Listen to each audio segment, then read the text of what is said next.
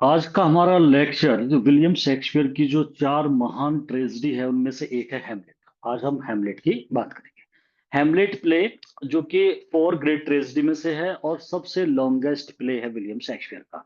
और एक घोस्ट की कहानी है, जैसा कि आपको पता है रेनासेंस एज में विलियम शेक्सपियर बहुत ज्यादा भूत प्रेत आत्मा घोस्ट और सुपरनेचुरल एलिमेंट्स का जो यूज करता है। उसके पीछे यही लॉजिक था, क्योंकि एलिजाबेथन एज के जो पब्लिक थी, जो पर्सन्स थे वहाँ के, जो दर्शक हुआ करते थे, उन्हें बड़ा इंटरेस्ट आता था ऐसे प्ले को देखने में। और ये कहा जाता है कि जो हेमलेट प्ले है, इसे मतलब जिस तरीके से हमारे यहाँ बड़ी फेमस मूवी रही है, बहुत ज्यादा सुपर डुपर हिट, जैसे शोले मूवी कभी रही होगी तो थिएटर में से उतरने का नाम ही नहीं ले रही थी, ऐसे ही था हेमलेट प्ले। जो इतना ज्यादा चला कि ये लंबे समय तक थिएटर में चलता रहा था, मतलब बहुत ही फेमस हुआ था हेमलेट। और ज्यादातर हुआ किस लिए था, बिल्कुल स्टार्टिंग में घोस्ट दिखाई देता है हेमलेट का, उसी के ऊपर पब्लिक जो थी बहुत ज्यादा उस घोस्ट को देखने के लिए आती थी, जो तीन बार दिखाई देता है पूरे हेमलेट प्ले में। वैसे तो घोस्ट विलियम शेक्सपियर ने अपने और भी प्ले में कहीं पर उसने घोस्ट का कैरेक्टर है, कहीं विचेस का कैरेक्टर है, वो दिखाता रहता है। जैसे अगर हम बात करें मैकबेथ में, तो वहां भी हमें देखने को मिलता है कि किस तरीके से थ्री विचेस का उसमें भी उसने वर्णन करा है। जूलियस सीजर में भी बीच में, तो ये टेक्निक थी। विलियम शेक्सपियर जानता था कि ऑडियंस को इन चीजों में बड़ा इंटरेस्ट आता था, इसलिए उसने इन चीजों को यूज करा है। यहाँ पर भी हेमलेट का भूत दिखाया गया है। तो एक परिवार है पूरा। ये जो हेमलेट जो है ये प्ले, ये परफॉर्म किया गया है डेनमार्क में, मतलब जो जगह है वो डेनमार्क है। किसी भी प्ले को अगर आप करते हो, चाहे वो विलियम शेक्सपियर का है किसी और का भी है, तो सबसे पहले हमें ये पता होना चाहिए कि ये प्ले कहाँ पर परफॉर्म किया गया है। जैसे कि हम बात करें अगर मैकबेथ की, तो वो स्कॉटलैंड में है। स्कॉटलैंड का किंग दिखाया गया था डंकन। तो इसी तरीके से यहाँ जो बात है वो डेनमार्क की है। डेनमार्क का राजा है हेमलेट, किंग हेमलेट, जिसे स्टार्टिंग में मरा हुआ दिखाया गया है, मतलब उसका मर्डर हो गया है, लेकिन ऐसे दिखाते हैं जैसे कि सांप ने उसे काट लिया है। इस तरीके से किंग हेमलेट की मौत हो चुकी है, और उसका जो बेटा है उसका नाम भी बिल्कुल सेम है, उसे प्रिंस हेमलेट के नाम से जाना जाता है। तो हेमलेट ही नाम है, मतलब उसे प्रिंस हेमलेट कहते हैं और किंग हेमलेट। और इस परिवार में दो सगे भाई हैं, मतलब किंग हेमलेट है और उसका भाई है क्लेडियस। तो ये ट्रेजिक, अगर हम बात करें, क्लेडियस जो है वो चाचा है प्रिंस हेमलेट का, या भाई कह सकते हो किंग हेमलेट का। और किंग हेमलेट जो कि मर चुका है, किंग हेमलेट की मौत के बाद जो प्रिंस हेमलेट था वो पढ़ाई के लिए बाहर गया हुआ था। बाहर कहाँ गया हुआ था? जर्मनी। और जर्मनी में विटिनबर्ग एक यूनिवर्सिटी है, विटिनबर्ग मतलब शहर का नाम भी है, विटिनबर्ग यूनिवर्सिटी में उसने पढ़ाई करने के लिए गया हुआ था प्रिंस हेमलेट। जब उसे पता लगता है तो बाद में वो आता है वहां पर। इस तरीके से कॉलिंग वगैरह उस समय नहीं थी कि आप मोबाइल पे बता करके तुरंत वो आ सके, तो काफी उसे समय लग गया। और जब तक वो आया, उसने देखा कि उसकी मदर ने उसी के चाचा से शादी कर ली थी, और उसकी मदर का नाम था गर्ट्रूड। तो ये परिवार में तीन व्यक्ति आप देख सकते हो। ऊपर हेमलेट है, इसे प्रिंस हेमलेट कह सकते हैं, ये ट्रेजिक हीरो है, इस प्ले का हीरो है। इसके जो पिता है किंग हेमलेट, वो मर चुके हैं। जैसे प्ले स्टार्ट होता है तो किंग हेमलेट मर चुके हैं, और उनके मरने का कारण, जैसे कि वहां सारे में फैला हुआ था, वो ये था कि वो अपने बाग में लेटे हुए थे, किसी सांप ने उनके काट लिया, तो उनके कान में काट लिया था, तो कान में जहर हो गया तो वो मर गए। लेकिन बाद में कुछ और ही निकल के आता है, बाद में पता लगता है वो सांप कौन था, वो खुद उसका चाचा था प्रिंस हेमलेट का, या फिर किंग हेमलेट का भाई कह सकते हो, जिसका नाम क्लेडियस था। उसी ने ही कान में जहर डाल दिया था। वो एक विषैला पौधा था जिसका रस निकाल करके कान में डाला गया था। उसका नाम भी पूछ लेते हैं, हेबने नाम था उस पौधे का, वो भी क्वेश्चन आपके सामने आएगा। तो कुल मिलाकर के क्लेडियस ने ये काम करा था। और ऐसा माना जाता है कि उसमें जो गर्ट्रूड थी, जो मदर थी प्रिंस हेमलेट की, जो वाइफ थी किंग हेमलेट की, वो भी कहीं ना कहीं उसके सपोर्ट में थी, और दोनों ने मिलकर के उसे मार दिया था। यहाँ प्रिंस हेमलेट को इस बात का नहीं पता था। जब वो आता है उसे एक चीज का बड़ा शौक लगता है कि मेरी मदर इतनी जल्दी, विद इन 2 मंथ्स, अभी 2 महीने भी नहीं हुए हैं पिता की मौत के, और उसने अपने देवर से, अपने मतलब इसके चाचा से शादी कर ली है। तो ये बड़ा शौक लगता है प्रिंस हेमलेट को। हालांकि वो विटनबर्ग से, मतलब जर्मनी से वापस लौट आया है और अपने महल में आ चुका है। और जब तक वो आता है तो उसके पिता के बाद, ये तो खैर एक नेचुरल थिंग थी कि जब पिता मर गया था तो उसका भाई जो था क्लेडियस, उसे ही राजा बनाया जाता। तो इस समय डेनमार्क का जो किंग है करंट में, वो क्लेडियस है। तो ये कहानी कुछ इस तरीके से है, क्लेडियस, गर्ट्रूड और प्रिंस हेमलेट, ये परिवार में तीन व्यक्ति बचे हैं। और एक जो इसका किंग हेमलेट था वो मारा जा चुका है। अब हम बात करेंगे इस महल की। इसमें बहुत सारे दरबारी है, उनके छोटे छोटे जो करेक्टर थे वो मैं जब प्ले चलेगा तब मैं बता दूंगा। स्टार्टिंग में देखने को मिला है, ये प्ले जैसे ही स्टार्ट होता है तो यहाँ पर कुछ दरबारी, कुछ गेट कीपर्स जो गार्ड होते हैं ना रात में जैसे पहरा देते हैं, वो डेनमार्क की राजधानी है, इल्सिनोर उसका नाम है। वहीं के उसके रैंप पर दीवार पे चलते हुए एक बर्नार्डो है, मतलब वो एक गेट कीपर कह दो या गार्ड कह दो जो रात को देखभाल करते हैं। उन्होंने किसी तरीके से वो किंग हेमलेट के घोस्ट को देख लिया, लेकिन उन्हें विश्वास नहीं हुआ। तो मर्सिलस है, बर्नार्डो है, यहाँ पर दो तीन कैरेक्टर के नाम है। वो क्या सोचते हैं कि भाई ये तो किंग हेमलेट ही है। और जो वो घोस्ट देखा गया था, उसने वही कवच पहना हुआ था, ऐसी ताज, बिल्कुल वही पोशाक थी उसकी जो किंग हेमलेट और एक राजा की होती है, मतलब वो उसी पोशाक में वो घोस्ट देखा गया। तो यहाँ पर एक कैरेक्टर आता है होरेशियो का, जो लास्ट में लिखा हुआ है। ये फ्रेंड है हेमलेट का, और ये इसी यूनिवर्सिटी से पढ़ा है, मतलब ये भी जर्मनी से ही पढ़ा है। तो दोनों साथ साथ पढ़ा करते थे। तो जो होरेशियो है, अगर ये भी क्वेश्चन आता है सबसे समझदार व्यक्ति इस पूरे प्ले में कौन है, तो वो होरेशियो है। इस होरेशियो को आकर के ये बताते हैं, प्रिंस से या राजा से इस बात को कहने की हिम्मत नहीं पड़ रही थी, इन्होंने आकर के होरेशियो को बताया कि भाई ऐसे एक घोस्ट देखा है, और जो हूबहू बिल्कुल किंग हैमलेट है, और वही कपड़े पहने हुए जो एक राजा के कपड़े होते हैं। होरेशियो को एकदम यकीन नहीं होता, और ना ही वो हैमलेट को इस बात को बताता। पहले वो कंफर्म करना चाहता है कि first of all I will check everything is okay और नॉट। तो वो देखता है और दिखाई देता है उसे हैमलेट का घोस्ट, और जब वो अपनी आंखों से देख लेता है, after that he informs Hamlet, अपने फ्रेंड जो प्रिंस हैमलेट है उसे इन्फॉर्म करता है, and he tells him each and everything related to that ghost. और सारी चीजें उसे बता दी जाती है। प्रिंस हैमलेट को बड़ा एगर होता है कि भाई मुझे भी देखना चाहिए। फिर जब वो देखता है तो वो घोस्ट उसे इशारा करके बुला लेता है प्रिंस हैमलेट को, और दोनों एक जगह जाकर के वो इससे बात करता है प्रिंस हैमलेट से, और कहता है कि you will have to take the revenge of my murder. अब ये मर्डर की बात सुनकर के उसे शॉक्ड हो जाता है कि भाई तुम्हें मेरे मौत का बदला लेना है। तो वो सोचता है कि भाई ये तो ऐसे ही मरा है, लेकिन वो बताता है कि द मर्डरर ऑफ मतलब the murder of king Hamlet, मतलब उसका murder, the murder of that person, या उसके पिता का मर्डरर जो है, जो जिसने मर्डर किया है, he is now wearing the crown. वो क्राउन पहने हुए हैं। तो वो सांप और कोई नहीं है, तुम्हारा चाचा है। अब उसे पता लग जाता है कि वो इसने, और उसने कहा कि तुम्हारी जो मदर है वो भी मिली हुई है, लेकिन you will do no harm to your mother. आपको अपनी मदर का कुछ नहीं करना, मतलब एक तरीके से अपनी वाइफ या फिर प्रिंस हैमलेट की जो मदर है उसके लिए किंग हैमलेट, जो घोस्ट ऑफ किंग हैमलेट है, वो मना करता है कि तुम्हें उसे कोई हानि नहीं पहुंचानी और तुम्हें अपने पिता का बदला लेना है। लेकिन जिस तरीके से हमें पता है कि ये ट्रेजेडी है, और ट्रेजेडी में विलियम शेक्सपियर की आदत होती है, वो क्या करता है, वो अपने हीरो के अंदर अपने हीरो को ट्रेजिक हीरो बनाता है। और ट्रेजिक हीरो कौन होता है, आपने देखा होगा पोइटिक्स बुक में जो एरिस्टोटल है उसने इसे डिफाइन करा है कि what is the tragic hero. वो बताता है कि कैरेक्टर ऑफ ट्रेजिक हीरो वो होता है जिसके अंदर हेमार्सिया पाई जाती है। हेमार्सिया का मतलब होता है कि उसके अंदर एक फॉल्ट होता है जिसकी वजह से उसका डाउनफॉल होता है। और यहाँ पर जो उसके चार महान ट्रेजेडी है विलियम शेक्सपियर की, सभी के अंदर कुछ ना कुछ कमियां देखने को मिली है। जैसे मैकबेथ में वो बहुत ज्यादा एम्बिशियस था, due to this ambitious nature he gets his downfall. In the same manner we will find in the Othello that Othello is a jealous person, और वो जीलियसी जो थी वही उसका डाउनफॉल बनी। और अगर किंग लियर की बात करें तो उसका रैश डिसीजन था जो उसने उतावलेपन में ले लिया था। तो जो रैश डिसीजन या फिर एरर ऑफ जजमेंट, अपने जजमेंट को करने में गलती कर गया था, that is the fault. Due to this fault King Lear gets his downfall in this tragedy. और in the same manner we will find in this tragedy Hamlet. Hamlet is not a proper hero, उसके अंदर भी छोटी सी कमी है। उसका जो fault था, जिस फॉल्ट को हम हेमार्सिया कहते हैं, वो था indecisiveness. It means that inactive hero. वो एक इनएक्टिव हीरो है, वो डिसीजन लेने में बिल्कुल भी पक्का नहीं है। जैसे कि उसकी हम एक सोलेलिकी की भी बात करेंगे जिसमें वो कहता है टू बी और नॉट टू बी, जो एक्ट थर्ड और सीड फर्स्ट में देखी जाती है। वो कहता है टू बी और नॉट टू बी, मुझे आत्महत्या कर लेनी चाहिए या नहीं करनी चाहिए। It means that he is unable to take the decision. वो डिसीजन नहीं ले पाता। जब आप इस प्ले को देखोगे, ये एक रिवेंज ट्रेजेडी है। तो बदला लेने का मतलब ये था कि पिता को मार दिया गया था, जिस तरीके से उसके पिता ने बता भी दिया है क्लियरली, फिर भी वो एकदम नहीं करता। अगर आप मूवी में देखोगे तो जैसे ही ऐसा कुछ सीन आता है तो एकदम विलन को मारा जाता है, लेकिन यहाँ पर हेमलेट कुछ नहीं करेगा, लास्ट में जाके क्लेडियस को मारेगा। और वो भी कैसे मारेगा, खुद क्लेडियस ही प्लान बनाएगा, मतलब वो इनएक्टिव है। इट मीन्स दैट सारी सिचुएशन अपने आप ही क्रिएट हो जाएगी और क्लेडियस को मारा जाएगा। हालांकि ये बात ठीक है कि हेमलेट ही मारेगा, इसलिए ये रिवेंज प्ले या रिवेंज ट्रेजेडी कही गई है।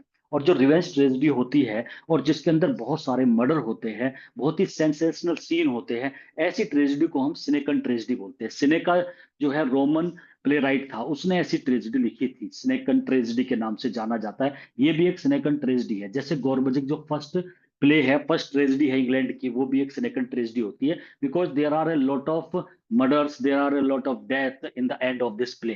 प्ले में अंदर बहुत सारी डेथ होती है, सभी व्यक्ति यहाँ पर एक एक करके मर जाते हैं। हेमलेट में इतने सारे मर्डर नहीं देखे होंगे आपने इकट्ठे, पूरी स्टेज भर जाती है लाशों से। तो ये लास्ट में होता है इस तरीके से। तो यहाँ तीन कैरेक्टर आपको पता लगे, एक हेमलेट का, क्लेडियस का और गर्ट्रूड का। इसी महल में एक दरबारी है जिसे लॉर्ड कह सकते हैं, कॉर्टियर कह सकते हो, वो है पोलोनियस। पोलोनियस का कैरेक्टर ऐसा दिखाया गया है कि जिस तरीके से ओथेलो में आपने कैरेक्टर देखा होगा ब्रिबेंशियो का, वो एक सीनेटर था और उसकी बेटी से लव करता था ओथेलो। यहाँ पर पोलोनियस है जो कि एक चैम्बर लॉर्ड है, मतलब वो महल में दरबारी है, कॉर्टियर है, और उसकी बेटी है ओफिलिया। और उसका ही भाई है, या पोलोनियस का बेटा कह सकते हो आप, वो लेरिटस है। ये लेरिटस जो है, इसका भी जिक्र इसलिए ज्यादा है क्योंकि ये भी लास्ट में आकर के एक ड्वेल करेगा, द्वंद्व युद्ध करेगा, और किसके साथ करेगा? हेमलेट के साथ। जैसे कि ये रिवेंज प्ले है, हेमलेट अपने पिता का बदला लेता है, लेरिटस भी अपने पिता का बदला लेता है, क्योंकि पोलोनियस को मार दिया था हेमलेट ने। चाहे वो अननोइंगली ही मर गया था, तो वो मिसअंडरस्टैंडिंग में मारा गया था, लेकिन उसका बदला लेता है लेरिटस। और ये भी पढ़ने के लिए बाहर गया हुआ था। ये विटनबर्ग या जर्मनी नहीं गया था, ये गया था पेरिस। इसका मतलब पेरिस, जो कि फ्रांस का ही एक शहर है पेरिस, ये वहां पर जाता है और वहां से वापस आता है जब इसे पता लगता है कि इसका पिता मर चुका है और इसकी जो सिस्टर थी वो भी मर जाती है। सब में कारण जो देखा जाता है वो Hamlet is the main cause of these two deaths. ये दोनों डेथ का कारण हेमलेट को माना जाता है, क्योंकि उसे तो वो अपने तलवार से मार देता है पोलोनियस को, और पोलोनियस की डेथ पर, उसके मरने के शोक में, जो ओफिलिया है, जो एक तरीके से बिलव्ड है हेमलेट की, जो हीरोइन है इस प्ले की, वो भी पागल सी हो जाती है और गिर करके उसकी आत्महत्या कह सकते हो, या वो कूद करके नदी में जो है वो मर जाती है। तो वो ओफिलिया है। सबसे पहले मरने वाला कैरेक्टर अगर देखे तो वो पोलोनियस था, उसके बाद उसकी बेटी मरती है, बाद में सारे इकट्ठे लास्ट में मर जाते हैं। इस तरीके का ये प्ले क्रिएट किया जाता है। मैं इसकी स्टोरी पे अगर चलूँ तो जैसे कि मैंने जहां छोड़ा था कि जो किंग किंग हेमलेट का जो घोस्ट था वो इंडिकेट कर देता है कि प्रिंस हेमलेट को कि भाई आपको मेरा बदला लेना है, मेरी डेथ का बदला लेना है, मेरे मर्डर का बदला लेना है। तो ये बात उसके माइंड में आ जाती है, लेकिन जैसे कि वो इनएक्टिव हीरो है और ये एक ट्रेजिक फ्लो भी है उसके अंदर प्रिंस हेमलेट के, तो वो एकदम कुछ नहीं करता। वो सोचता है कि व्हाट शुड आई डू, मुझे क्या करना चाहिए। वो अनेबल है टू डू एनीथिंग इस समय। पहले वो इस बात को कंफर्म करना चाह रहा था, मतलब कि उसे घोस्ट की बात पर भी विश्वास नहीं था। उसे कंफर्म करने के लिए उसके माइंड में एक प्लान आता है। वो कहता है कि क्यों ना मैं एक प्ले के अंदर एक प्ले कर दूं, मतलब एक नाटक सा मैं इसमें महल में एक नाटक खेलता हूं, मतलब एक नाटक मंडली को बुला लेता है और उसमें एक, जैसे नाटक होता है ना, एक नाटक कराता है कि भाई सब देखेंगे। और ये एक नाटक, किसी को नहीं पता था कि ये नाटक किस लिए किया जा रहा है। ये बात जरूर थी कि जब हेमलेट को इस बात का इंडिकेशन दे दिया जाता है किंग हेमलेट के घोस्ट के द्वारा कि उसका मर्डर हुआ है, तो हेमलेट अपना बिहेवियर चेंज कर देता है। वो कुछ ऐसा हो जाता है जैसे वो पागल सा हो जाता है, मतलब जैसे उसके अंदर कुछ माइंड में कुछ डिस्टरबेंस है। वो चाहता था कि सब सोच ले कि मैं पागल हूं और वो मुझे पागल में सोचे, और मैं, ये उसका फेन मैडनेस है। फेन से मतलब होता है कि बहानेबाजी वाला पागलपन है, जिससे कि पब्लिक को ये लगे कि मैं पागल हो चुका हूँ, मेरे माइंड में कुछ डिस्टरबेंस है, चाहे वो पिता की मौत की वजह से ही है, और सब इस तरीके से सोचते रहेंगे। तो मैं अंदर से उनके जो थिंकिंग है, उनकी जो फीलिंग्स है या उनके थॉट्स, वो मैं भाप लूंगा कि क्या चल रहा है इनके माइंड में। ऐसा भी वो एक बहाना बनाता है। फिलहाल वो एक जो प्ले होता है, प्ले विद इन प्ले जिसे कहा जाता है, वो प्ले के अंदर एक प्ले जिसे वो माउस ट्रैप नाम देता है। ये बहुत ज्यादा क्वेश्चन पूछा जाता है इसके बारे में, माउस ट्रैप। तो माउस ट्रैप उसका नाम रखता है द मर्डर ऑफ गोन जैगो, मतलब जिस तरीके से उसके पिता का नाम हेमलेट था, वहां पर जो हीरो है या जो व्यक्ति मारा जाएगा उसका नाम गोन जैगो है। तो मर्डर ऑफ गोन जैगो, इसे माउस ट्रैप कहते हैं। कि माउस ट्रैप है जैसे चूहे पकड़ने का पिंजरा, और चूहा कौन है? जिसने मर्डर किया है। इट मीन्स वो ये गैस करना चाहता था क्या वाकई क्लेडियस ने और मेरी मदर ने मिलकर के मेरे पिता को मारा है। तो उसने सोचा कि एक ऐसा ही, जैसे जैसे घोस्ट ने बताया है बिल्कुल इसी तरीके से एक प्ले झूठा बना दिया जाता है। उसके अंदर नाम किंग लियर नहीं होगा, उसके अंदर नाम गटरूड नहीं होगा, उसके अंदर नाम क्लेडियस नहीं होगा तो वहां पर गोनजेगो होगा, और गोनजेगो की वाइफ बपिस्ता होगी, और जो क्लेडियस है वो भी नाम चेंज करके वहां पे दिया जाएगा। तो इस तरीके से लटा दिया जाता है। गोनजेगो एक पेड़ के नीचे लेटा हुआ है, और तभी वहां पर उसका भाई आता है, और उसकी मदर के साथ, मतलब उसका भाई आता है उसकी वाइफ के साथ। गर्ट्रूड की जगह बेपिस्ता आती है, और उसके कान में जहर डाल दिया जाता है। तो ये कान में जहर जैसे ही डाला जाता है, इस चीज को देखने के लिए प्रिंस हेमलेट सभी को देख रहा था कि किसके चेहरे के भाव किस तरीके से उड़ेंगे, और जैसे जैसे अगर रिएक्शन होगा कुछ तो मुझे पता लग जाएगा कि इट इज राइट और रॉन्ग। और जैसे ही वो मर्डर वाला सीन आता है तो क्लेडियस वहां से उठ करके चला जाता है। इस पर प्रिंस हेमलेट को ये लगने लग जाता है कि वाकई मेरे चाचा के अंदर कुछ ना कुछ गड़बड़ चल रही है। वो भी उसके पीछे पीछे जाता है। वो सोचता है कि मैं अपने चाचा को मार दूं। यहाँ पर वो प्रेयर करने लग जाता है अंदर जाकर के।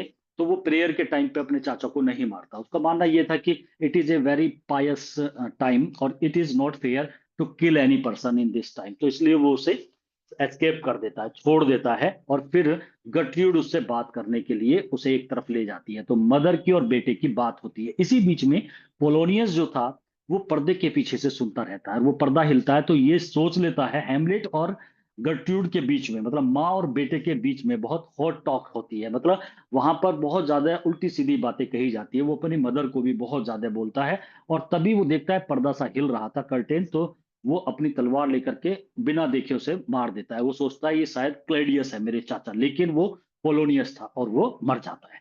तो पोलोनियस की यहाँ पर मर्डर हो जाता है। इस बात को ध्यान में रखते हो क्लेडियस ये कहता है कि क्यों ना अब इसे हमें बाहर भेजना पड़ेगा। इट मीन्स अगर ये यहाँ रहता है तो मुझे इसे सजा सुनानी पड़ेगी, because he murdered a person, उसने कॉर्टियर का मर्डर करा है। तो क्यों ना मैं इसे कहीं भेज दूं। लेकिन ये भी एक प्लानिंग थी क्लेडियस की। वो चाहता था कि मैं इसे इंग्लैंड के लिए भेज दूं, वो यहाँ से बाहर चला जाए, क्योंकि उसे ये भी डर था कि ये मुझे भी मार देगा। और इस बात का असमंजस भी कहीं ना कहीं थी कि इसका जो पागलपन है ये सही है या गलत है। इस बात को ही चेक करने के लिए पोलोनियस भी उसके पीछे पीछे था। उसे ये लग रहा था कि हो सकता है मेरी बेटी ने इसके लव को रिजेक्ट कर दिया है, मे बी पॉसिबल दैट इस वजह से ये थोड़ा सा पागल हो गया हो। ये तो मानना पोलोनियस का था, क्योंकि ओफेलिया से हेमलेट लव करता था, बट उनका लव जो था वो बिल्कुल भी एक्सेप्ट नहीं हुआ था। ओफेलिया उसे इतना ज्यादा मतलब उसके लव को बिल्कुल मतलब इस तरीके से नहीं कर रही थी कि जैसे उसने उसके लव को एक्सेप्ट कर दिया हो।